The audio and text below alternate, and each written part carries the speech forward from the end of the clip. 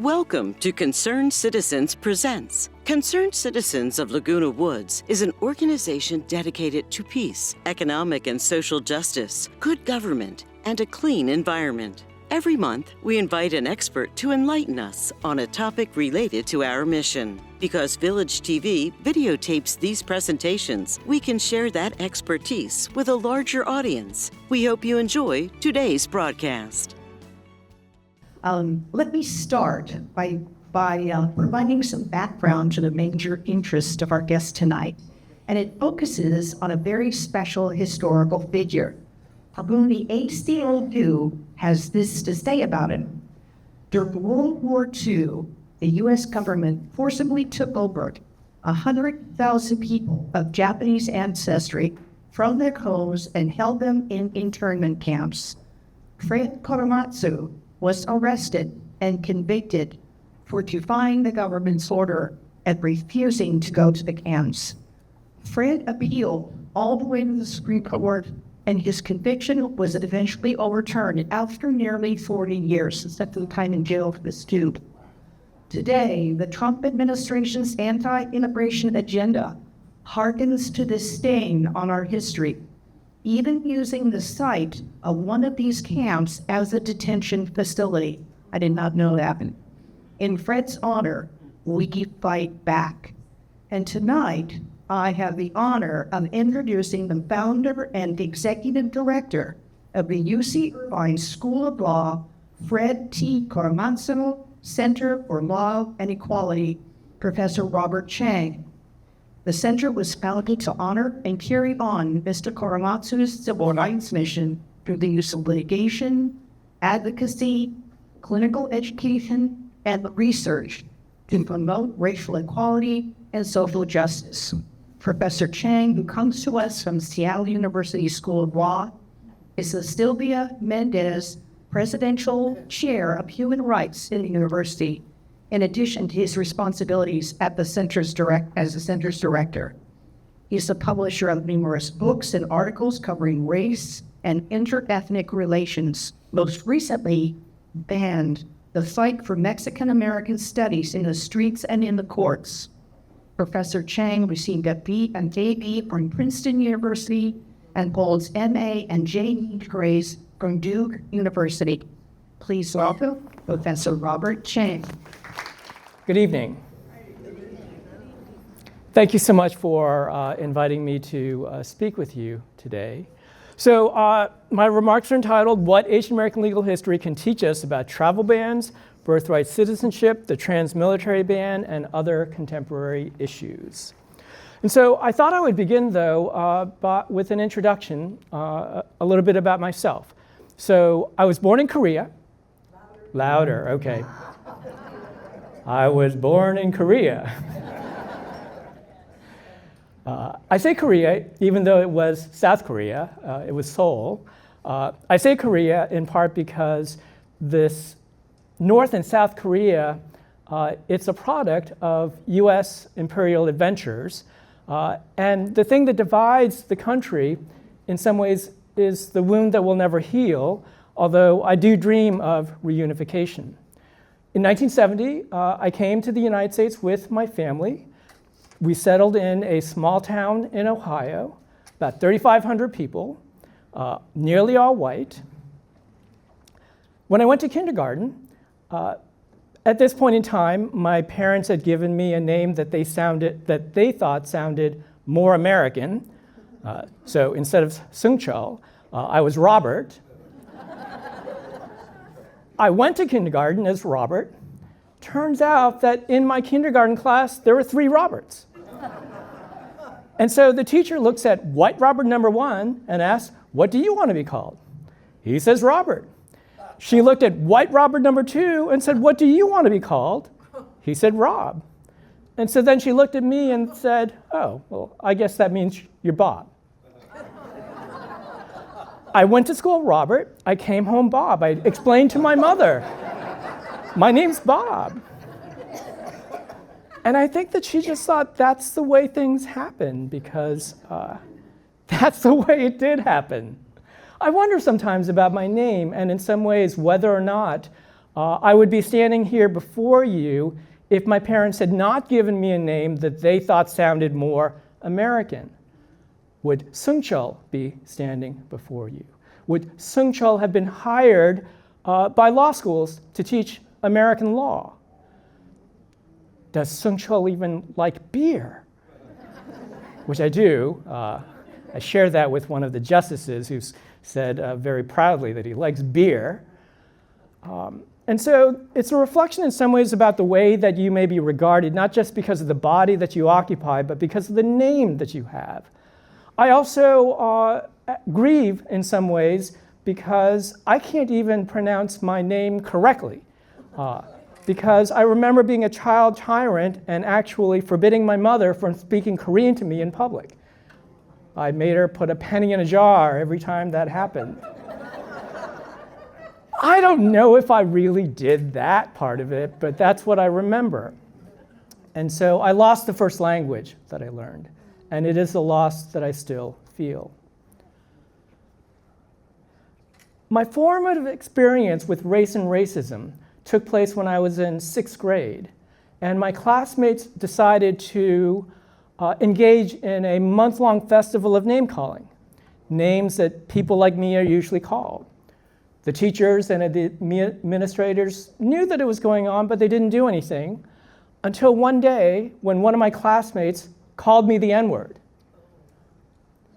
That was racism. They saw that as racism. The other stuff that I was being called, they didn't see as racism.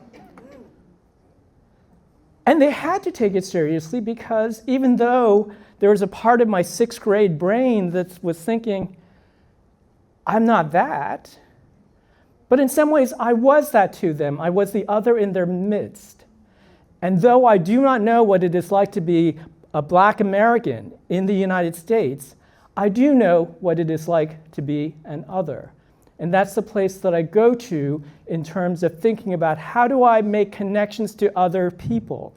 I know that all of you in this room have at times been an other in the room. You didn't have the right shoes, the right clothes, the right accent, the right tan. I remember the time when one time we were able to join the swimming club or swimming pool in the community. And I was made fun of for my farmer's tan. It's like, I didn't know that you needed to have an even tan. So all of us have these experiences of being an other, and that's a place of commonality that you can go to when you think about the things that are happening in this world. Because it's our lack of empathy sometimes that I think leads us to where we are today. Well, that experience, what did I do with it? Well, I didn't have a language or the history to understand that experience, so I put it into a box, put it in the closet, and just tried to ignore it. And then I tried to insulate myself through excellence. I would just be the best at everything, that somehow that would insulate me from race and racism.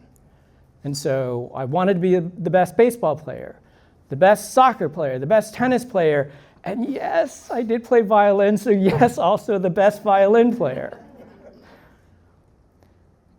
And so I tried to go through life happily overachieving, trying to escape race, but it's something that you can't escape, not in this country.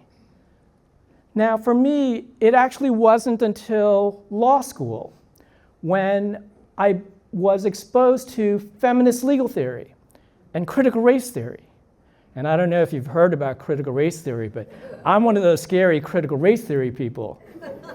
Boo! Scared you, huh? And so I was lucky to have that experience because that gave me a way to think about and understand my earlier experiences. And when I began thinking about those earlier experiences, I got angry about it, and I had stuff to say. And that's what pushed me into becoming a law professor, a position from which I could speak, and then maybe people might listen.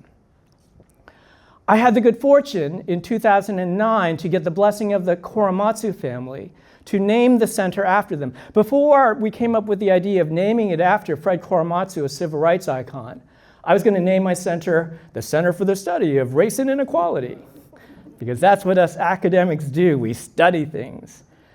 But things changed when we named the center after Fred. I mean, the other calculus included, well, I need to wait for a donor to give us a bunch of money so I can name it after them.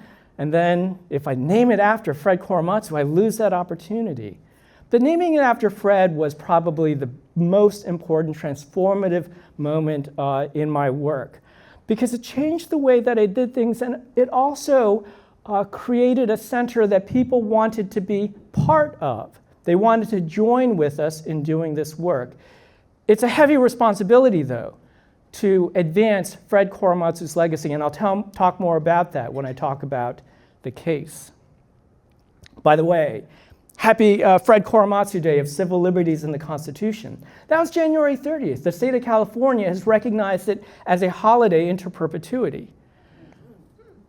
Earlier this fall, I attended a city council meeting in Irvine and got to watch Small D Democracy at work. They got to my portion of the agenda like 4.5 hours after they were supposed to, and so I was listening through all these things, including somebody who kept wanting to do carceral solutions to health issues, you know, the issue about whippets and other things like that. And so on February 17th, the city of Irvine is doing a commemoration of Fred Korematsu Day. I thought it was going to be into perpetuity. They tricked me. The agenda seemed to indicate that it was going to be into perpetuity, but it's a one ticket. This ticket is only good for one train ride. So if you have time to join that commemoration, February 17. So in the center, some of the work that we do, I get to do impact litigation, so representing plaintiffs in civil rights cases. So in the picture on the right, it's from 2012. It's outside of the federal courthouse in Tucson, and these are 3 courageous high school students that I had the privilege of representing when they challenged an Arizona law that was used to terminate the Mexican American Studies program in their school district. Sadly, most of the case was lost at an early stage, summary judgment. We had to appeal it to the Ninth Circuit. I had just recently become an attorney, so I only became an attorney 19 years after law school, because I wanted to do work like this. At that Ninth Circuit hearing, there's somebody that I have learned has come to speak with you at times, Dean Erwin Chemerinsky. I asked him to do the argument because the other thing that I know is I know what I'm good at, I also know what I'm not good at, and it's very important then to ask for help. So he argued that, we got a reversal, had to go to trial. 2017, after a trial, we won. And the book that Barbara had was so gracious with regard to the introduction banned, that's a book that emerges from that. We do a lot of work on race in the criminal legal system. And we also do amicus advocacy, something that I'm going to talk about later in this program. So let me get to the title of my actual remarks: What Asian American Legal History Can Teach Us About Travel Bans, Birthright Citizenship, the Trans-Military Ban, and Other Contemporary Issues. And so I have a thesis here. I'm going to read all of this. I apologize for that. With regard to the current day invocations of executive power, much of what we see playing out in the courts builds on what might be called immigration exceptionalism and national security exceptionalism. I don't think you can understand what's going on with so much of the immigration enforcement and other things unless you understand Asian American legal history. And I so welcome the opportunity to engage with you on that. When immigration and/or national security exceptionalism are invoked successfully by the political branches, especially by the executive, courts, especially SCOTUS, the Supreme Court of the United States, they step aside. So instead of doing what we're taught in civics, where the courts act as a check and balance on political excesses, there's this sort of exceptionalism with regard to immigration, with regard to national security, where there are a whole set of other rules and laws in place. It's not the con law that is usually taught in 1L con law classes in the country. Immigration and/or national security exceptionalism are built on the foundation of Asian exclusion through cases in which litigants of Asian ancestry fought for equal and fair treatment, but were denied. So this is a picture of the incarceration camp in Poston. Also, I just want to add, most of us growing up learned of them as internment camps. More recently, Japanese American community members have asked that we refer to it as incarceration camps. Internment camps are actually something very different formally from incarceration camps. And so that's just a sort of note. I'm not saying that it's going to be that way forever, because we've seen in our lives terms change in terms of what we refer to people and other things, but at this moment, incarceration camp is preferred. I chose this picture of Poston, Arizona, because people in Orange County, Japanese Americans in Orange County, were sent primarily to this camp. And so this is a camp that has a special connection then to the Irvine Japanese American community. This is a picture of Manzanar. I love this photograph because of the ironic juxtaposition of the United States flag in this incarceration camp. This is a picture by Ansel Adams. Ansel Adams has a great photo book called Born Free, and I apologize, I forget the rest of the title right now. Now, there were two photographers who took pictures in the camps. Dorothea Lange was paid by the US government.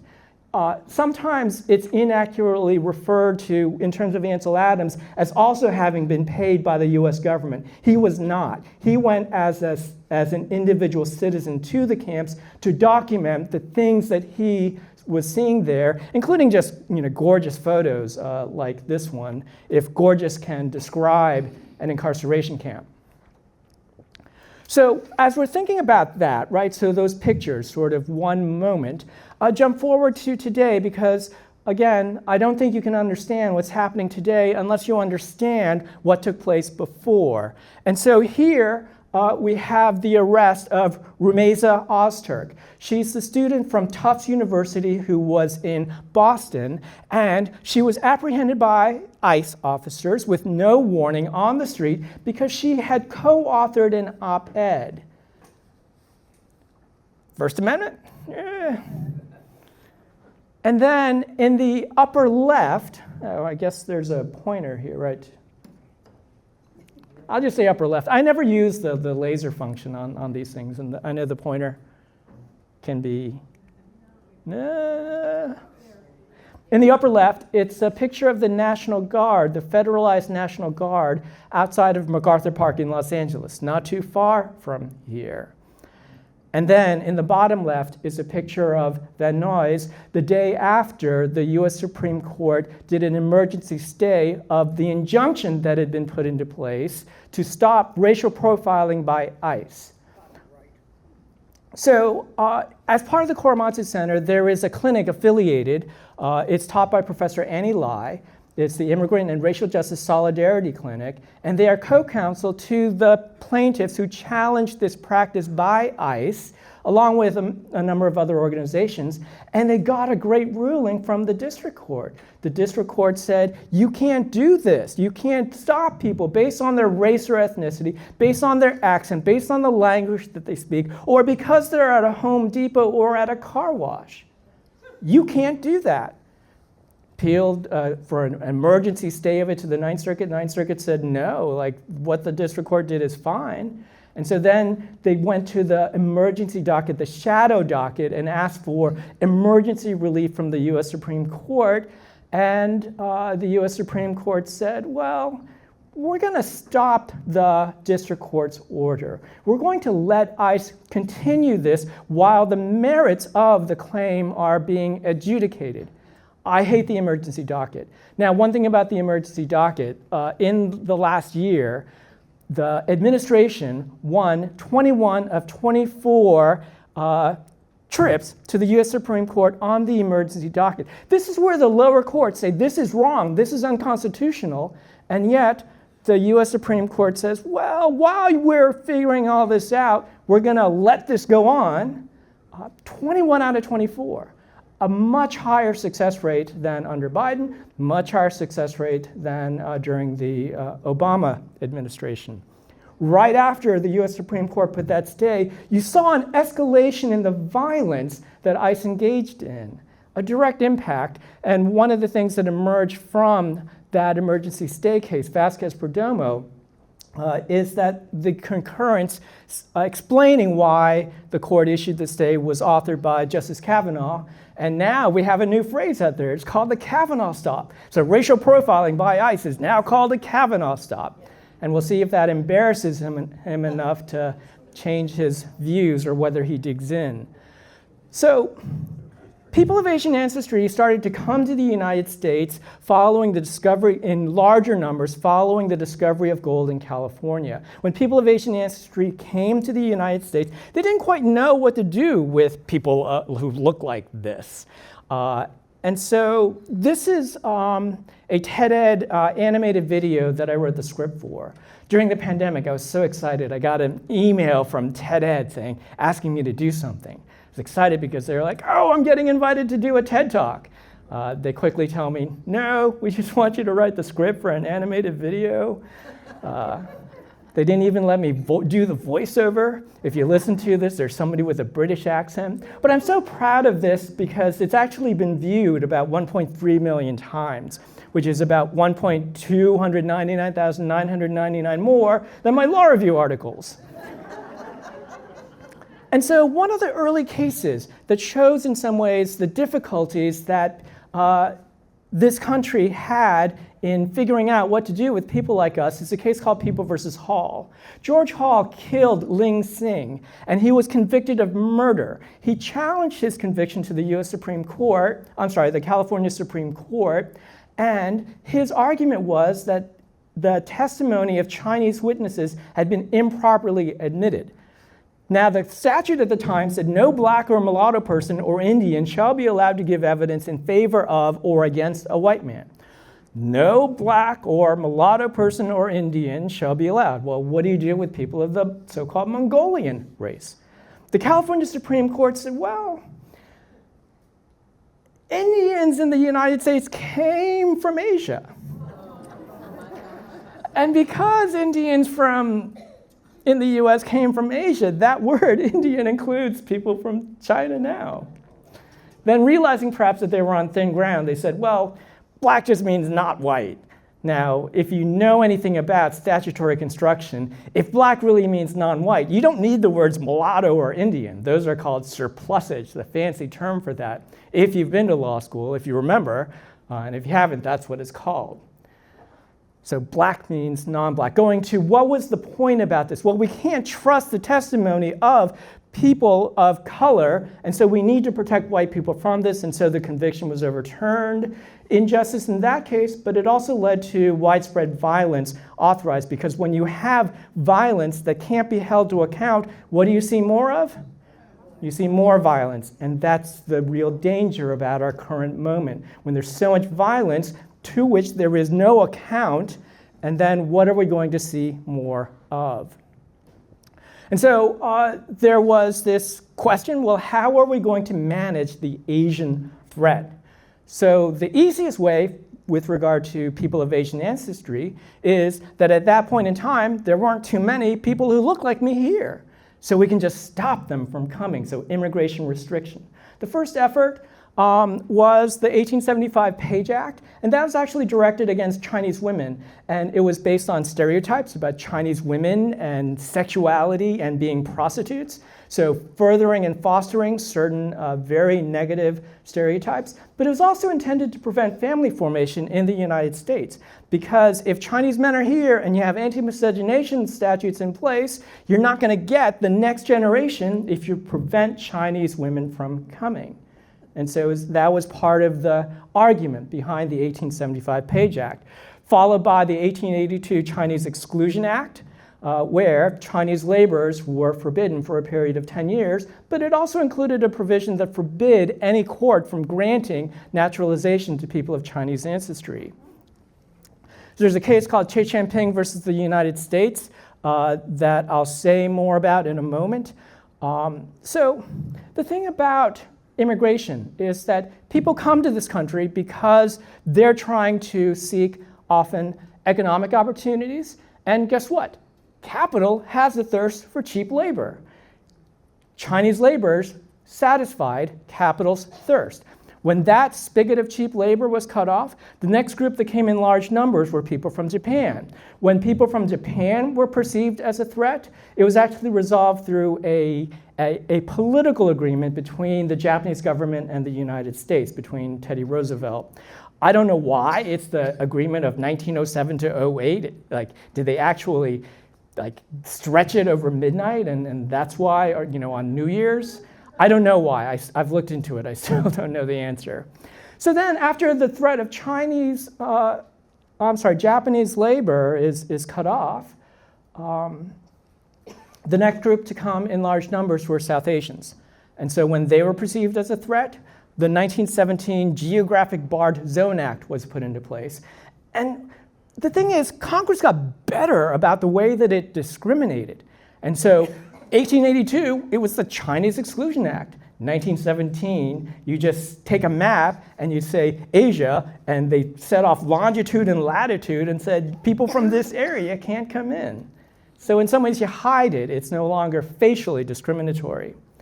And then in 1924, you had the Immigration Act, which finally cut off all immigration from Asia because it said that persons who could not naturalize were ineligible for entry into this country. The other thing about the 1924 Act is that it put into place a quota system that carried forward for decades that had so much about why the country looks the way that it does today. And so the quotas were not just with regard to Asia and Africa, but also certain European countries.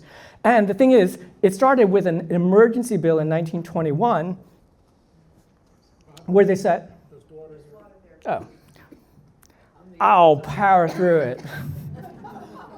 You just have to deal with my discomfort every once in a while. So the 1921 Emergency Act set the 1910 census as the benchmark.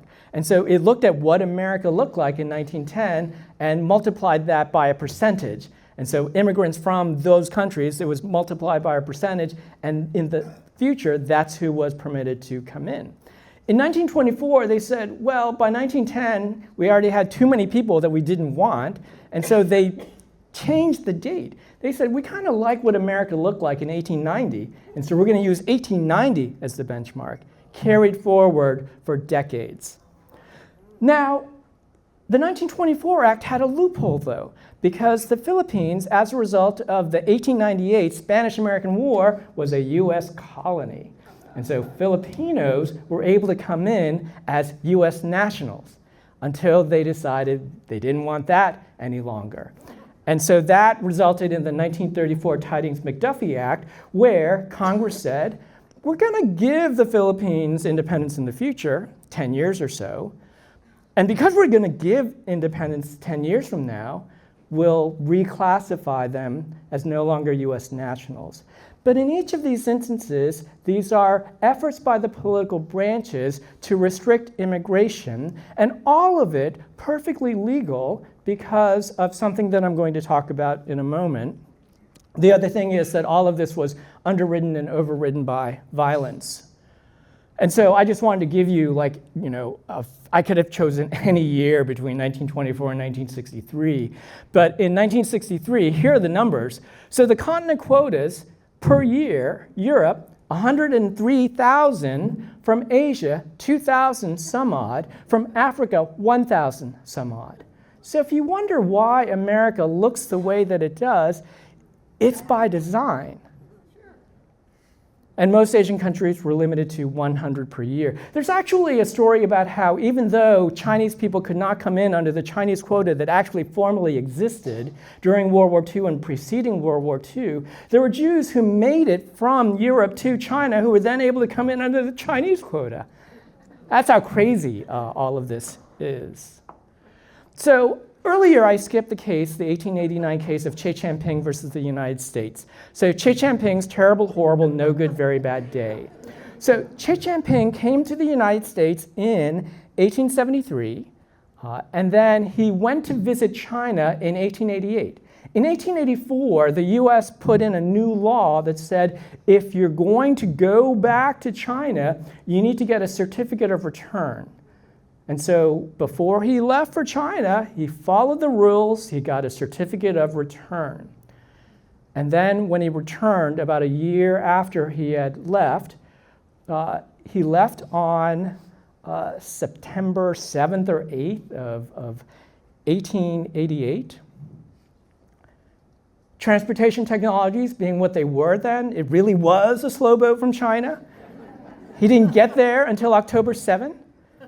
And unfortunately, on October 1st, the president had signed into law a new law that negated all of these previously issued, otherwise valid certificates. This man followed the rules, and they said, well, we're just going to change them. And so then he took his case up to the US Supreme Court. Now, it turns out that there were a number of these cases that made it to the US Supreme Court. And you might wonder, how does a Chinese laborer get a case up to the US Supreme Court? And that's because Chinese family associations funded this litigation. There was actually an editorial, I think in the LA Times, that said that the Chinese don't fight fair in the courts. And the reason was that they hire the best lawyers. And so the US Supreme Court in this case took us on a detour with regard to our Constitution. And so then one of the cases that you may be familiar with, Marbury versus Madison, which enshrines the idea of judicial review of the actions of the executive and the legislature, the powers of the legislature are defined and limited, and that those limits may not be mistaken or forgotten. The Constitution is written. It is emphatically the province and duty of the judicial department to say what the law is. The judicial power of the United States is extended to all cases arising under the Constitution. Che Chang-ping in 1889.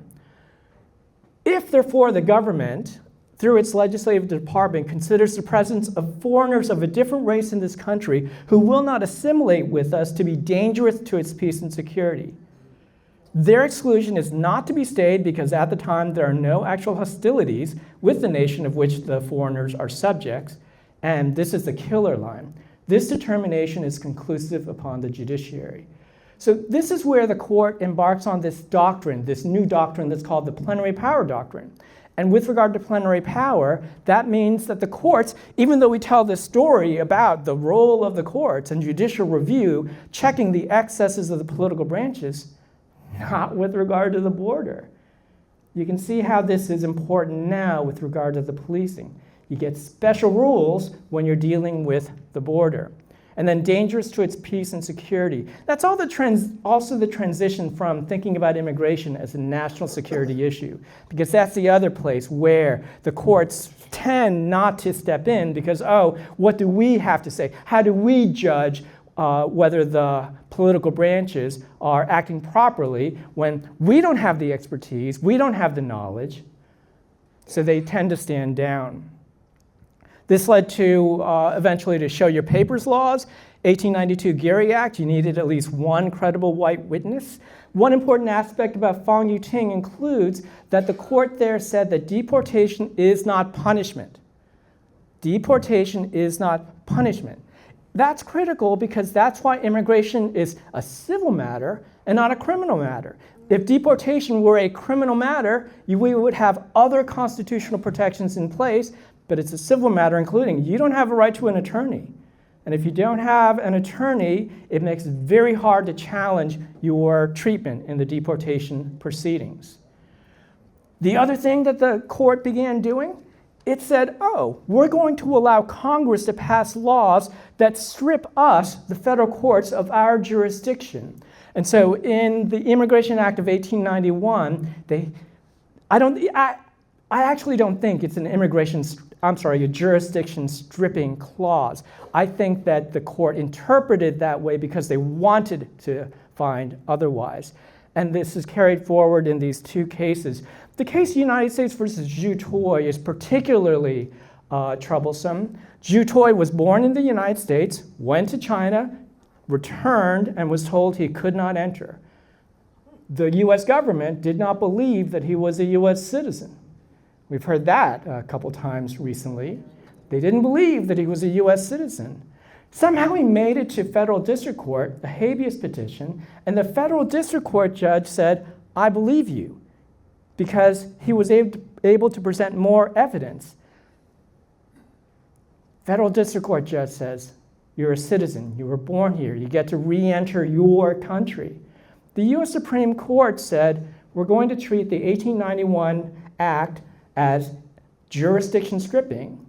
Doesn't matter if he was born in the US. Doesn't matter that a federal district court judge with more evidence believed this, because the court said the act has the procedural protections, and if the Secretary of Commerce, the head of Commerce, says no, the courts have nothing to say.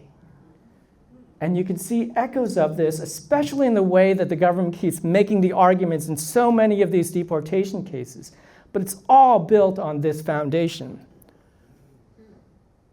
So here's an example. The earlier ones were, well, when Congress did things. Because here's the other thing, separation of powers. Congress makes the laws. How is it that we see so many things being done by the executive? And it's because Congress, over the years, has kept giving more power to the executive. And so this is an early example, the Immigration Act of 1907. Whenever the president shall be satisfied that passports issued by any foreign government for its citizens are being used for the purpose of enabling the holders to come to the continental territory of the United States to the detriment of labor conditions therein, he gets to stop it. Executive Order 589, signed by Teddy Roosevelt soon after that. That's the first executive order travel ban. When I was doing research for the briefs that we were filing in the earlier travel ban cases, I was excited because I did my research and was like, oh, there's this 1993 article where somebody is writing about this. So I looked it up because I was hoping to get more information to make my arguments. Turned out it was by me.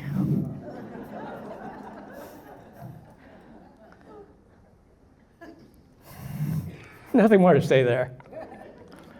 So similarities in terms of the treatment of people of Asian ancestry. So techniques used against Chinese, violence, discrimination in economic spheres, social civic, education, family formation, exclusion literal by deportation, exclusion with regard to naturalization. So part of why there is an Asian American category includes that there is a commonality of treatment. That is what produces the Asian American racial and the Asian American legal subject. These techniques are transferred and adapted to subsequent Asian immigrant groups, first the Japanese, then South Asians, and then Filipinos. I'm going to switch now to race and national security exceptionalism. This is FDR signing Executive Order 9066, a blank check, authorized the Secretary of War and commanders he designated to prescribe military areas where he could then exclude people. Congress made violation of military orders a federal offense. And so this is the Civilian Exclusion Order number 61 that deals with part of Orange County. This is a picture of Memorial Hall where a family member was supposed to show up so the family could get a number that they would then have to put on their belongings. This is a picture of Lieutenant General John L. DeWitt, who famously believed that it was in the blood of Japanese people. He said, not using these words, but the epithet, a Japanese is a Japanese, and that's it. This is a picture of Mrs. Munamitsu. And I chose this picture because the chair that I hold, the Sylvia Mendez Presidential Chair for Civil Rights, is named after Sylvia Mendez. Some of you may be familiar with her story because she's local. She was a young child in the 1940s when she was told that she could not attend the white school in the Westminster School District, and she sued to challenge that. She won, and it was an early sort of trial run for Thurgood Marshall and Robert Carter for the NAACP, who filed an amicus brief when her case was before the Ninth Circuit.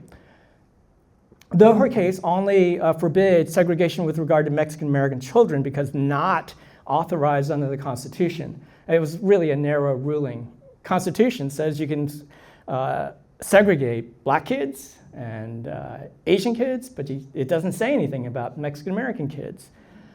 So it was a narrow ruling, and that's actually why it did not go up from there, which is probably good because in 1948 that would not have been a good time or a good court for that issue to have gotten up there. But the Mendez family was only in Orange County because during Japanese American incarceration, the Munemitsu family was in a camp and they leased farmland to the Mendez family. And unlike some circumstances where Japanese American families were cheated by those who went onto their land, the Mendez family treated them fairly. Sylvia Mendez tells a story about trips to Poston, Arizona, where her father would throw the kids into the car and take them to the camp so that he could deliver the rent to the Munemitsu patriarch. And so I thought it was important also to talk about that, which is also partly why I am so privileged to hold that chair named after Sylvia Mendez, not just for the courage that she showed in challenging the discrimination directed against her, but also the connection with the Munemitsu family. After incarceration, the Munemitsu family came back. The land was still under lease. The Munemitsu family lived in the farm worker quarters and worked the land together, and that's how the children actually came to play together, and they have a wonderful relationship even to today.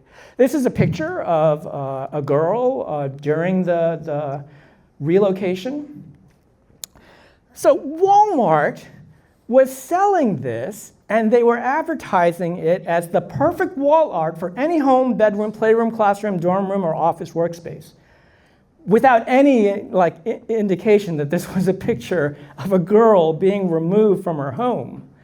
I'm all for commemorating, remembering the past. I actually have a print of this that I bought from the Japanese American National Museum, but not like this. After public protests, they actually stopped selling this, and so I did appreciate what public protest produces. Now here are 4 people who challenged Japanese American incarceration. Minya Sui, a lawyer in Portland, Oregon, Gordon Hirabayashi, a college student in Seattle, Fred Korematsu, a welder who lived in the Oakland Bay Area, and Mitsui Endo, who lived, I'm blanking, but I want to say Sacramento. You may have heard about the men, and I imagine that most of you have not heard about Mitsui Endo. The men lost their cases during World War II. Mitsui Endo won her case, and we might wonder why we don't know about her. Sexism. But in addition to that, her case was thought to be less precedential because it was decided on statutory grounds, not constitutional. It doesn't get taught in con law classes. So in the Hirabayashi case, which tested curfew, and so preceding the legal challenge about relocation or exclusion that Fred brought, Gordon's case and Minya Sui's case tested the curfew that was put into place. There's a sentence here, I call it the death of irony. There's support for the view that social, economic, and political conditions which have prevailed since the close of the last century when the Japanese began to come to this country in substantial numbers have intensified their solidarity and have in large measure prevented their assimilation as an integral part of the white population. And then footnote 4 goes into all of the laws that did this. And I call it the death of irony because, in essence, what this sentence boils down to, we've been so good at treating them badly, that's why we need to continue treating them badly, because we can't trust them, because our discrimination produced a community that was separate from us, even though it was really not a community that was separate from them. So death of irony. Now, moving to the current days, this is Executive Order 13769. This was the first travel ban during the Trump administration. This is a picture of SeaTac Airport. I was in Seattle at this time. And one thing about the response, the public response was amazing in terms of people going out and saying, this is not right. This is Sally Yates. She was the acting Attorney General of the United States who refused to defend the executive's travel ban. She said, I can't defend an unconstitutional order. She was quickly fired. This is the first case that went up in Washington. This is a picture of James Robart. and he quickly decided that this was unconstitutional. This very quickly went to the Ninth Circuit, and this was the weirdest moment. CNN and other broadcast networks were showing this argument, even though it was a remote argument, it was a telephonic argument. So I remember being in law school, we convened a classroom for this. We were watching the screen with the black, this thing, and just listening. I don't know if you remember this moment.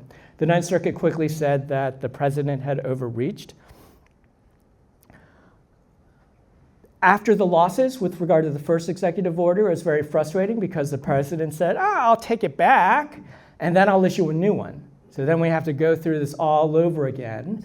The second one, Hawaii versus Trump. The other thing was that when the travel ban was coming up, I started to engage in advocacy because there were two things that I wanted to address. One was the plenary power doctrine, and the other was Korematsu versus the United States. So we kept filing briefs all around the country. Learned silly rules like there's this one judge in the Central District of California where you have to hand deliver, in addition to the electronic filings, certain copies that have to be two-hole punched at the top, and the orders say precisely how far apart the holes are. It's amazing the things that you learn and the minutiae of law practice. But we kept insisting that plenary power and Korematsu were important, that they needed to talk about them. In the first round, there was very little discussion by the judges or other advocates about Korematsu, but we kept insisting that this is relevant. And then all of a sudden, it started to become more part of the conversation. Judge Richard Paez on the Ninth Circuit asked about this. Wouldn't the leeway the Justice Department is seeking from the court have also justified the internment of Japanese Americans during World War II? And the attorney for the government says, no, we're nowhere near Korematsu. But the other thing that I love about this moment is that Judge Paez said, I have a brief from the Korematsu Center. That's when you know you've made it. It gets up to the US Supreme Court, and I'm going to begin with what I thought was the weakest sauce from Justice Kennedy. We were actually trying to write to Justice Kennedy in our briefing because we thought if we could get Justice Kennedy, that would be a 5-4. He ended up joining the 5 that said that what the president was doing was okay. And look at the weak sauce that is here.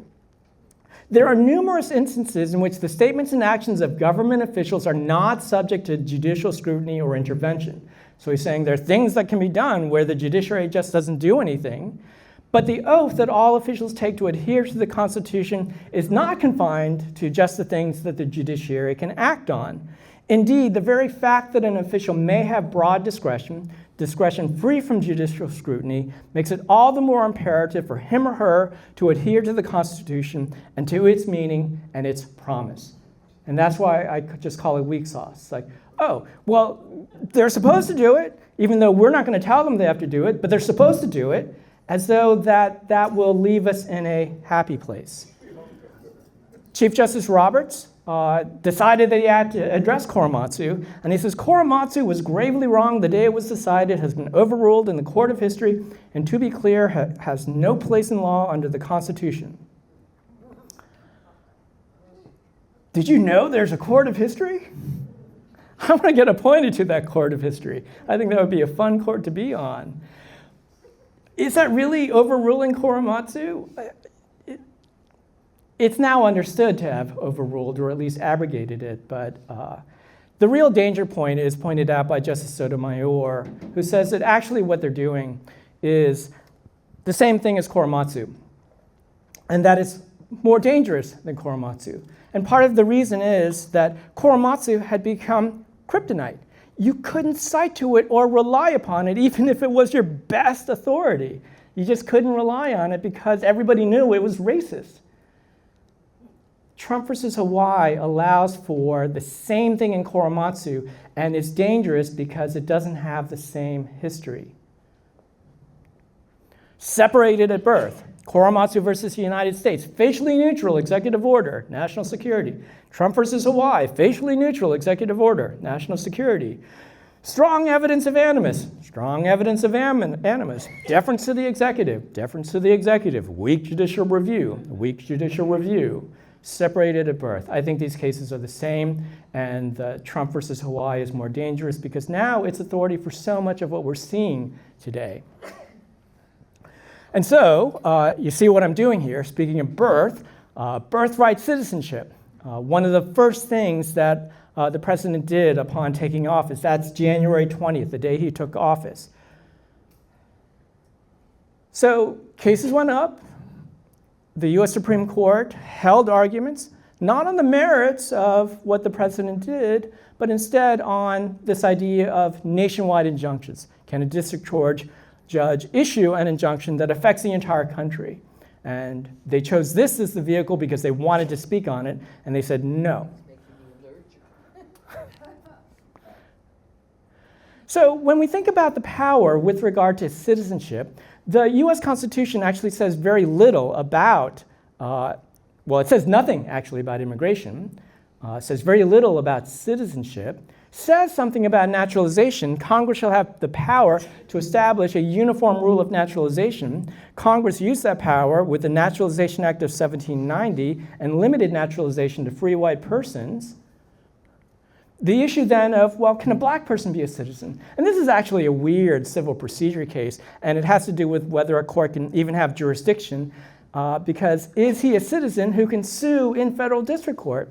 And the US Supreme Court said, no matter how many generations a black person or their family may have been in the United States, even if they have been free for generations, they can never be citizens of this nation. It took a war and an amendment to change this. All persons born or naturalized in the United States and subject to the jurisdiction thereof are citizens of the United States and of the state wherein they reside. The mischief here is done by subject to the jurisdiction thereof. What do those words mean?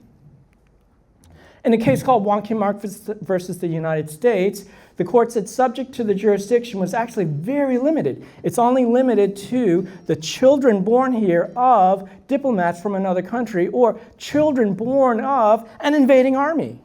That's it. Yes, because you wouldn't want the children born of an invading army to be US citizens, so that's what it means.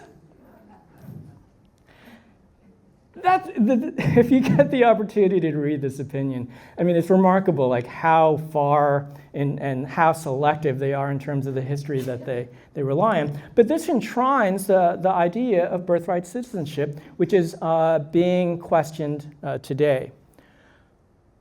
People of Asian ancestry, well, what about them? Well, in 1868, Congress changed the law with regard to naturalization and said white persons and persons of African nativity or descent. And so Japanese American comes to court and says, I want to become naturalized. And he actually presents his white skin to the court. He says, I'm whiter than a lot of European immigrants that you allow to naturalize. He found, or his attorney found, a cultural anthropologist who wrote about their travels in Japan and talked about the white people of Japan. The court didn't buy it, said white equals Caucasian. Bubbling up, though, at the same time were cases involving South Asians. At that time, South Asians were considered to be Aryan, and so my joke about it is that Bhagat Singh Thind came to court and said, I'm whiter than you are, I'm Aryan. The court said, we know that just last term we said white equals Caucasian, but we didn't really mean it. In 1790, what did the common person think of as a white person? And they certainly didn't think of you, even though Thind, the US government accepted his military service in the US Army during World War I. So even a veteran who was willing to sacrifice, they did not allow him to become a citizen, resulting in denaturalization proceedings that were affirmatively brought against dozens of South Asians who had gotten citizenship. We tell this story in our brief because we want to remind people of the effects, possible effects, if this executive order is upheld. The government can engage in citizenship stripping, and we need people to know the story. I feel that I've talked more than I've been going longer than I'm supposed to be, and so I'm going to skip this slide. This is the brief that we did in the birthright citizenship case. Prioritizing military excellence and readiness. We got involved in the military transgender ban case, Talbot versus, or the United States versus Talbot, because Talbot won below. And we tell the story of Japanese Americans who were kicked out of the military after Pearl Harbor. And then all of a sudden the US government decides, well, we want them in our military, we need them in our military, and actually drafted young men out of the camps. We tell the story of black people who were denied participation in the military or relegated to menial roles. We tell the story of women who were also banned and the service that they gave, and also of members of the LGBTQ community. Because part of this is also the coalition building that we do. Part of the lesson that I've learned from Fred Korematsu is not just that he stood for himself, but he stood for others, and the importance then of standing for others. And so maybe you're not part of this community, but can't you see yourself in them? We all have been in the place where we have been in other, and that's the place that I encourage all of us to go to. Now, during the first travel ban, there were some early victories. And so this is a picture of Haider Samir al-Shawi, and he had been separated from his family. His family was in the United States, and he was kept out by the travel ban. Early victories allowed him to come in. So this is a picture of him being reunited in the airport with his son.